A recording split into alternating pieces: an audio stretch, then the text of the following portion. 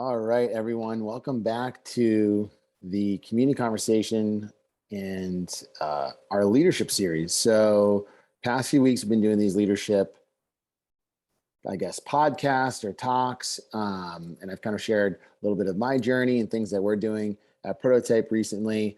But today, what we're going to be talking about is feedback and blind spots. And so, over the last couple of weeks, I've done a lot of calls with many of you, our members, in regards to feedback on how we're doing at Prototype, what we could be doing better, and all that fun stuff. And I've got a lot of great ideas, a lot of great unfiltered thoughts and on what we're doing well, what we're not doing well. And not only is that refreshing, it just continues to validate this whole idea or notion that we don't know what we don't know. And that's why feedback is so important. So as coaches and trainers, we are constantly giving our clients, members, athletes feedback, right? So how to do exercises correctly, which positions to get into, evaluating form and technique, giving feedback on, strategy of the workout, intensity of the workout, et cetera, et cetera. There's this constant communication that's going on. On the other side, from a feedback perspective, there's communication that could be nonverbal, can be verbal, both that relationship between the member, athlete, and the coach. But one thing that we started to realize is as coaches, we give each other a lot of feedback, right? So we have this peer evaluation sort of system that we do at Prototype, and we give feedback to each other all the time. And the idea is we all have blind spots in our coaching and things that we do. And some of us have really good strengths, and some of us have apparent weaknesses that the folks that have strengths in those areas can help build each other up. So the idea is that if we're all helping each other get better, we all rise, we all get better together. That's the whole concept.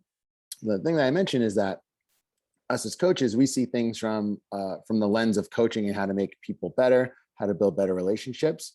We're not getting that feedback necessarily all the time from our clients, from our members, in terms of what we're doing well and the experience that they're having. And it's something that we're driving more towards from a community perspective at Prototype, is this feedback culture. And so the calls that I had over the last couple of weeks have been, like I said, really, really refreshing to kind of uncover some of the blind spots that we have. And we all have blind spots. And when it comes to doing things better in life, from being a better leader to a better athlete, a better coach, better, husband, wife, parent, et cetera, we all have these blind spots. And we don't have the rear view mirrors that we can just look in and see what's behind us, right? It's the things that we can't see and the things that we may not be self-aware of. And the people around us that are closest to us are the ones that are going to be the most honest with us, are the ones that can help us see those blind spots. And it's up to us to put in that effort and time to improve on those areas based on the feedback that we are receiving. And at the end of the day, feedback is just an opinion.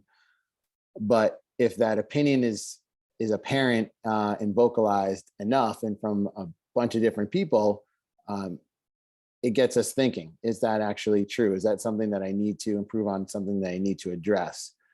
And some of those things that may be blind spots, we may be aware of, but we may not think that it's a big deal, right? It's not something that we need to address or something that we need to improve on. That's also on us, right? So at the end of the day, having a system or having people that are around you that are trustworthy, they're honest with you, that can help you improve, that want to help you improve, is such an amazing thing and great thing to have. And again, I'm just so happy to be having these calls with our members and the honesty and level of transparency that I've been receiving. So back to the whole idea of feedback, right? And this concept of blind spots. Sometimes when receiving feedback, and it also depends on the person who's giving it to you, the relationship that you have with that person. So it could be like someone very close to you, like a parent or a spouse. and the way that they may give you that feedback may hit you pretty hard in the gut, or may bother you to an extent, and you kind of brush it off. It's such an integral part of like who we are as people. It's a skill, just like getting better at double unders, getting it better at Olympic lifts, to not only give feedback to someone else, but also to receive feedback as well, and to take it in and to interpret it as information versus it's something that's attacking our identity or attacking who we are as a person. If we look at things from a narrow lens and aren't receptive to the thoughts and opinions of other people, it makes it really, really challenging to not only grow and improve, but it makes it really challenging for others to actually want to give you feedback, right? So an easy example is if someone that's not very receptive or shuts down when someone gives them honesty or truth, or someone that just doesn't listen or isn't responsive or doesn't take any advice or feedback that they're given, the people that are more inclined to give that feedback with the intent, hopefully the intention is to be helpful, they'll just stop giving feedback. And that doesn't help anyone. It doesn't help you, it doesn't help them, and it certainly doesn't help the other people around you that may be thinking those exact same things. So going back to the whole comparison of putting in the reps, episode 1 of this leadership series is we have to put in the reps of giving feedback. We also have to get the reps of receiving feedback. And a really interesting exercise that we've done recently with a small group with our team is called the red arrow behaviors exercise. What are the things that you may be doing that prevent others from giving you the truth? Or what are the things that make it hard for you to receive truth from others?